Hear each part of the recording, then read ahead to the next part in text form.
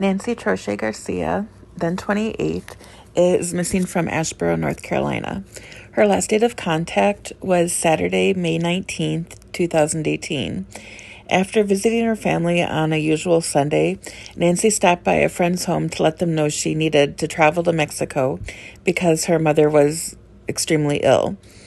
After contacting Nancy's family in Mexico, it was discovered that no one was sick. Nancy hasn't been seen or heard from since.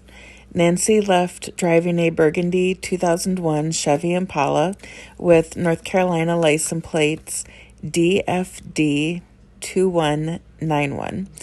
The Asheboro Police Department is investigating. They can be reached at 336-626-1300. She is originally from Mexico.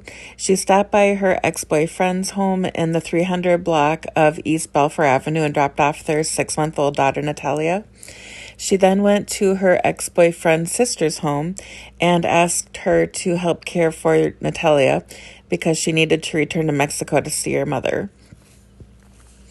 Investigators learned that her mother wasn't sick and that Nancy didn't return to Mexico, and that they were unaware she even planned to return. Nancy did make a few calls after her disappearance, including calls to an out-of-state phone number. Side note, when I lived in California, I kept my Minnesota cell phone number. She could have met somebody who had moved from out-of-state to Asheboro and didn't change their number. Her loved ones didn't believe Nancy would willingly have left her daughter behind. She was a dedicated mother, and her daughter was born premature and still breastfeeding. Investigators stated there was no evidence of foul play, but her case is puzzling because no one recalled saying anything about her leaving. There was no evidence that her car crossed into Mexico, and no evidence that she took a flight from the local airport either. Nancy was born in Mexico and has 4 siblings. She moved to Asheboro in 2011 or 2012. She eventually got her citizenship. She worked at a local furniture factory for almost 3 years. Welcome to AdventureSphere. This channel is dedicated to missing people who are missing with a vehicle. In the process of creating this database, we're also creating a volunteer sonar search and recovery dive team. Our services are free of charge. We ask you to consider subscribing, watch our content, and help spread awareness of our endeavor. The places I'll mention here in a minute are shared with my blessing, so Nancy can be reunited with her family, regardless who higher powers work through.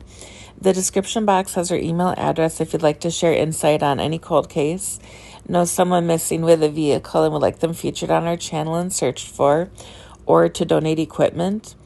The video of Google Earth has a measurement from a starting point theory and goes out to possible search areas.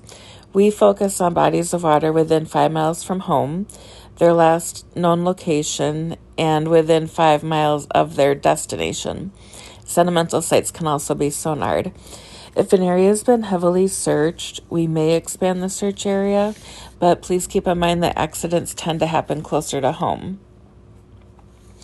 Police performed a welfare check at Nancy's apartment on May 23, 2018, after a coworker, Juan Cruz, reported that she hadn't been to work for several days.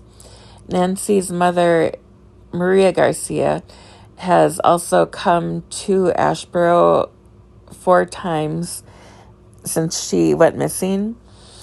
Let's see here. So investigators gained access to her Google accounts and learned that Nancy used Google Maps to map directions to a car dealership in Madison.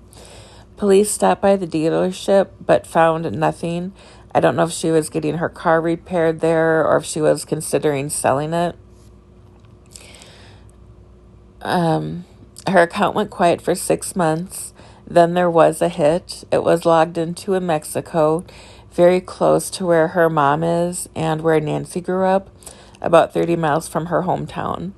None of her family had access to her Google account. I don't know if it was hacked or maybe if it had been inactive for so long that somebody else was able to register the account. Let's see. So Nancy's mother doesn't speak English, but visited 4 times. once she learned Nancy was missing. Upon moving to the United States, Nancy married a man she came to America with, but the relationship ended in divorce. After time passed, she dated another man, and she had her child Natalia with. Nancy's mother-in-law usually watched Natalia while Nancy was working during the day. Investigators entered Nancy's license plate number into a license reader program to see if it had been documented elsewhere, but it hadn't. The Dateline Spotlight offered a $7,000 reward for information leading to her whereabouts. That was in 2020. It didn't produce any new leads. I'm thinking she may have had postpartum depression, and then someone isn't telling the complete truth. Regardless, Nancy needs to be searched for. Her mother and daughter especially need answers, even if it's just to where she isn't. Some questions for her family and friends. Do they know the coordinates of her last cell phone ping? Where did she attend church? Did she prefer to go out or stay home? Was she an early bird or a night owl?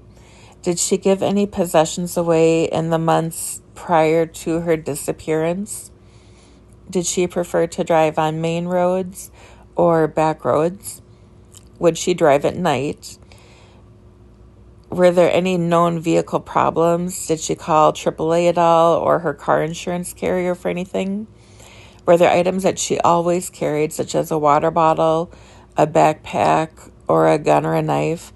The gun or knife is important because if we are able to recover her vehicle, I want to search the area around where the car was at so a weapon wouldn't be left behind and possibly picked up by somebody who shouldn't have it. Was her body conditioned to drive long distances? Did she have any brand loyalties as to gas stations, lodging, or non-alcoholic drinks?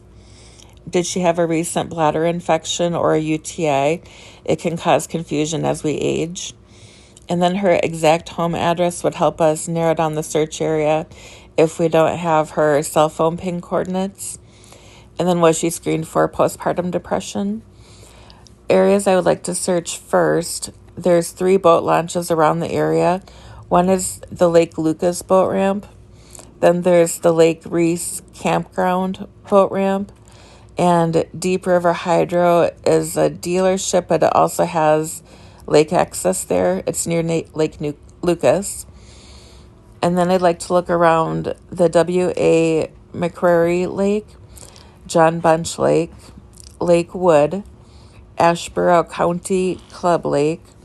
There's a quarry east of the Route 220 highway, Cox Lake. Worthville Lake has the lake, dam, and then a river, and that runs clear down to the Randolph Mill Lake and Dam, and there's also Farrows Lake. If you'd like to help Nancy's family find her, please subscribe, give the video a thumbs up, and ring the notification bell to receive progress reports. I'll let the video play out here for just a minute or so more so you can see the entire search area. If you see something I missed, please let me know in the comment section below. Thanks for watching, stay safe, and remember that we love you.